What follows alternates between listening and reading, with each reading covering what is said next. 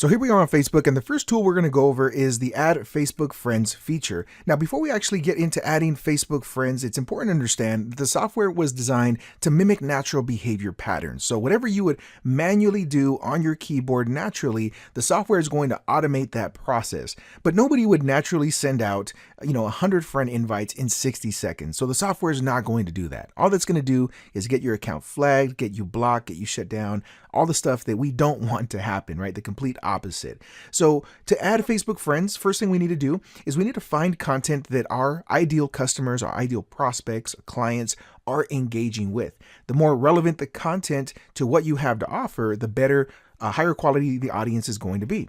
So in this case, we're on Jillian Michaels' fitness page here, and let's say this content post is exactly what my ideal audience is engaging with. I'm going to click on this number here. This shows me the actual individuals that engaged with this post. And once I'm at this window here, I'm going to run the Chrome extension. Now, when this window comes up, I'm going to click on Add Facebook Friends. And it's going to modify the top of this window. There's a couple different options here. The delay is the number of seconds you want in between friend requests. Again, we don't want to send a friend request every second. We want to mimic what people would naturally do. So I'm going to enter in 10 for this example, but ideally we would do 20 seconds. That's what we recommend in between friend requests. Now the total here is the total number of friend requests you want to attempt to send out. The maximum here is 1,500 per session, but in this quick demo, I'm just going to enter 10. And then we're going to click start and let the tool do its thing. It's going to find friends. It's going to automatically send out the request. And if you come up with any, or if you see any pop-ups or any warnings or any messages, the software will take care of all of those pop-ups appropriately to keep your account safe. So there it is, 10 friend invites have been processed, and when it's finished here, it'll tell you how many of them were successful. So we had 5 successful requests sent. Now the success rate is going to depend on your audience, whether they're international, whether they're domestic, whether you have any mutual friends in common, and all the different things that Facebook takes into consideration when it decides which friend requests it lets go through and which ones get warnings or pop-ups or suggestions. And that's basically all there is to automating the friend request process. Now you don't have to sit here and watch it. You can let this run in the background while you're doing other things on your computer, or you can even set it up to send 1,000 friend requests while you sleep. But that's how you use the Add Facebook Friends feature. Now we're going to cover how to delete pending requests. Once you get up to 1,000 pending requests, Facebook won't allow you to send any more friend requests until you either delete those pending requests or they start being accepted or declined. So to delete your pending requests, what we're going to do is click this button here that says pending requests. And that's going to bring us over to the mobile version of Facebook. And when we're on this mobile version here, we're just going to click this button again to actually launch the tool. That's going to count all the requests that we have, and it's going to go through its process to automatically delete all the pending requests. So there we go, 36 pending requests were automatically deleted, and I'm going to click this link here to take me back to the desktop version. Now, if you don't see this link after your pending requests are completed, you can just type facebook.com into your browser and you'll be taken back to this desktop version of Facebook. Now we're going to cover the like content feature. The whole idea behind liking content is that we want to build as many social connections in Facebook's eyes as possible, so that when we post on our wall, when we go live, we have more potential to have greater exposure. So I'm going to click this like content button to launch the tool. And you'll see this navigation come up on the left-hand side. You have the option to start the liker, to stop the liker, or to exit the process. So I'm going to start the process here. You'll notice that the liker is not going to like every single post. It's going to randomly like a post based on the settings that we have for the liker. Believe it or not, Facebook has a tolerance on how much content they'll allow you to like within a certain amount of time. So we've configured the tool to really be in line with Facebook's tolerance for allowable consecutive likes. So that's how we have it set up. So don't worry if it's not liking every piece of content, but you can tell what content is being evaluated based on the blue border that's around the actual post that it's looking at. Now, this will like up to 200 content or 200 posts within every session. We don't recommend you run these sessions back to back because of that limit that Facebook has, but we'll let it run for a few seconds. If you do let it run the full course to like 200 posts, then it'll take about 30 to 40 minutes depending on, how much content it likes. So there you go. We've liked 10 pieces of content. Now there's two quick notes with the like content feature before we move on to the next feature. And number one is that this is best used on your personal newsfeed, or you can use it in any group. Now, number two is this is the only tool or the only feature that has to have its own window. When you're using something like the automatic friender, you can have multiple tabs up. You can have it running in the background. It'll work perfectly fine. But because of the way the liker works, you need to have it in its own window, and it has to be in focus. So if you want to do things while the liker is liking and engaging in content, you're going to have to pull up a brand new window for you to work in versus adding a different tab to the existing window that the liker is in. So just make sure that it has its own window as the only tab in that window, and you'll be good to go. In this video, we're going to cover how to use the automated messages feature. So to launch the audience toolkit, we're simply going to click on the Chrome extension icon here. And when the audience toolkit comes up, we're going to click on the automate messages button.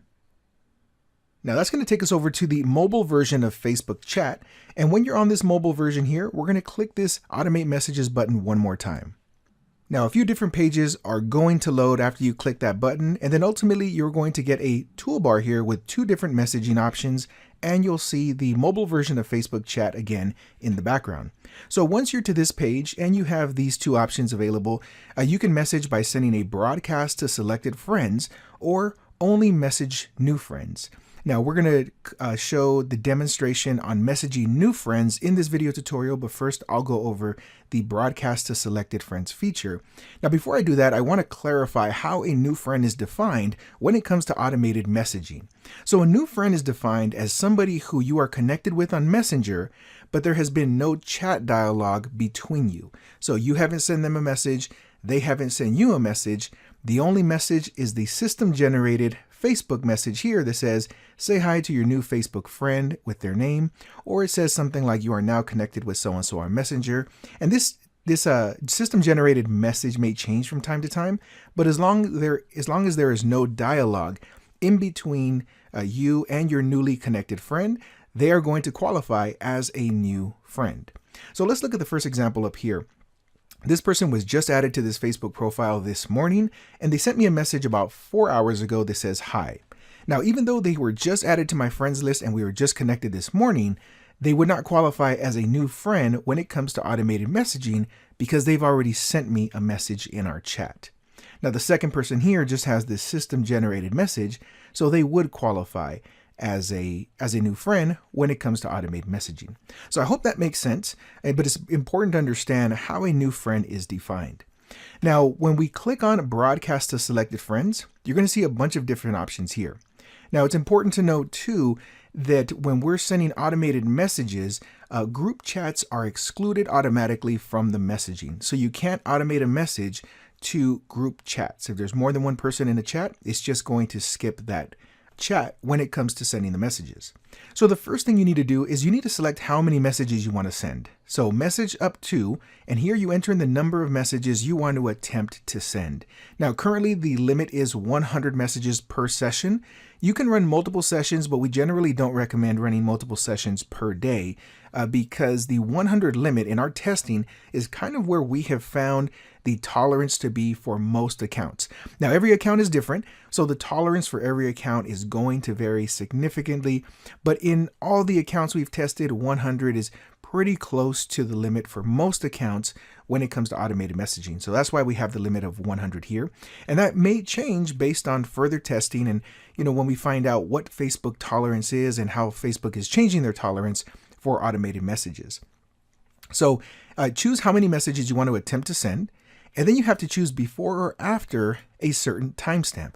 Now this is before or after you have been connected or have had a recent chat with a person. So for example, if I select send 10 messages after, and I choose yesterday, and let's just say I do 11:59 p.m.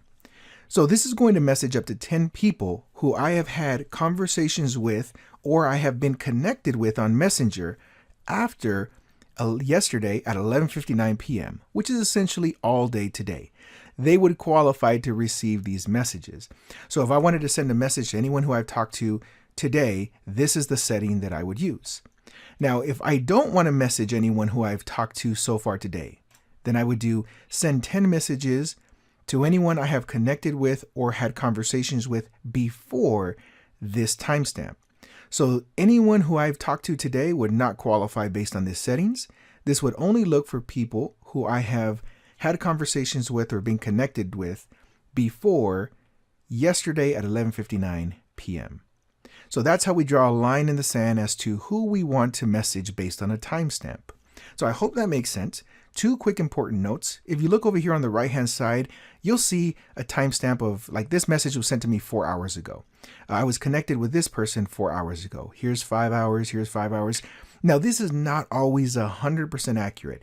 It's close and it's a guideline, but those time frames are rounded, so you really can't get down to the specific minute. So we generally will recommend using a day as a cutoff period. Now, alternatively, as another note, if you want to send a message to somebody now and just note the time and come back 4 hours later, then you can message 10 more people and you can choose before the specific time you sent that last message. And that will ensure that you don't message the same people that you've already messaged. So I hope that makes sense here. Let's move on to the next setting here, which is the ignore list. And this is where you can choose who you want to skip. So if I wanted to send messages to these people here, and the broadcaster is going to send messages based on your settings. It doesn't matter whether they're new friends or whether they're existing friends with the chat history, it's going to message anyone who qualifies in these settings. But let's say I didn't want to send a message to this person here, right? Or let's say Cooper. I didn't want to send a message to Cooper. Then what I would do is I would choose a time frame that maybe Cooper qualifies. So I'll do after yesterday at midnight, because we were just connected today, so he would qualify for that. But if for any reason I didn't want to message him, or I'm sending a message that maybe he's already received in the past, I would just put his name right here, Cooper. And if you want to add multiple people, then you can put a comma, and I can add Michael, I can add James, I can add Sue. You can add as many names as you want here, all comma separated. And what the software is going to do is anytime it looks into a specific chat and it gets ready to send a message, it's going to do a name check. And if this name matches the name of the person who is on the chat, it's going to skip them. So in this case, it would skip everyone named Cooper, Michael, James, and Sue. Now, let's say I had multiple people named Michael or multiple people named Cooper on my chat.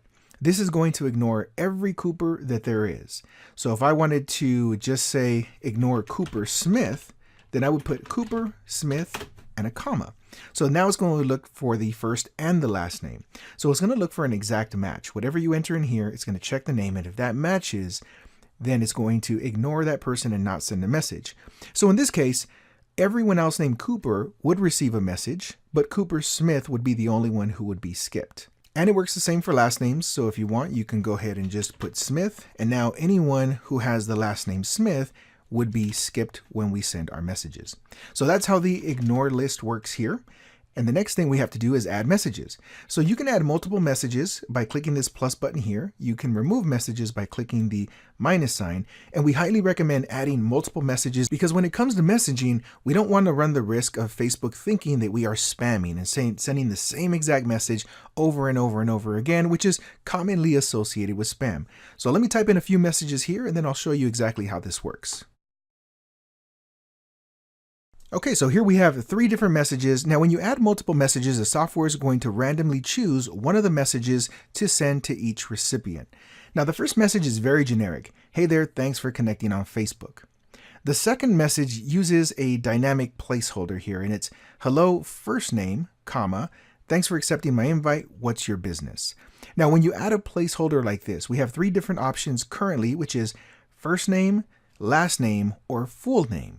And if you put that in brackets, just as you see here, is going to replace this placeholder with their actual name when we send a message. And you'll see that here in the demonstration here when we send messages to new friends.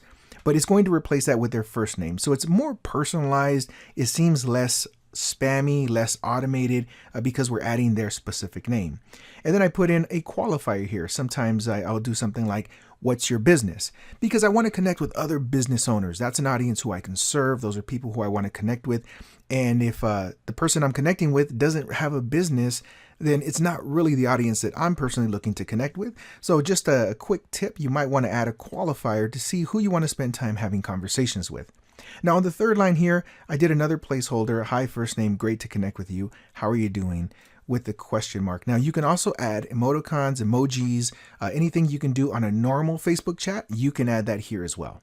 And once we're ready to go, we're going to click the send button and it'll start sending the messages according to our settings. Now, before we do that, we're going to go over to new friends and we're going to test this with some new friends. So let me go ahead and add some new messages and I'll be right back.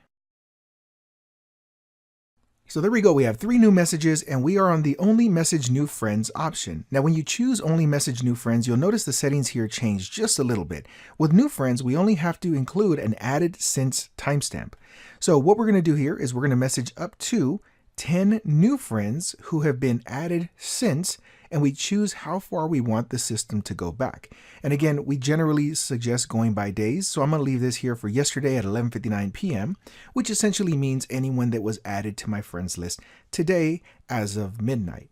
So the limit on new friends is only 40 per session. Now, again, we don't recommend you run multiple sessions back to back, but you can do that at your discretion. But per session, the limit is 40 people, 40 messages. And that is because when it comes to broadcasts to existing friends, there's a higher tolerance. So that's why we have the limit on broadcast to 100, but the tolerance is less for brand new friends. So we set it to 40. So keep that in mind. If you're broadcasting and new friends are being included in that broadcast, Facebook doesn't allow as many messages to go out without giving you a prompt in our testing.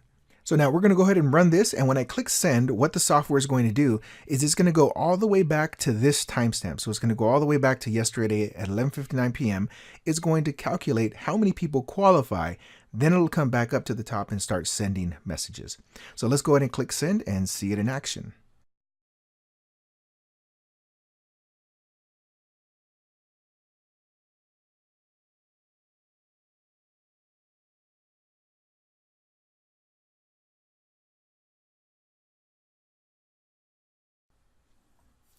Now you'll notice that when it sends messages, it's going to go into the chat and flick back and forth from the chat screen to the overview screen where you see all your friends with chats. We're going to go ahead and stop it right here. But it'll keep flipping back and forth.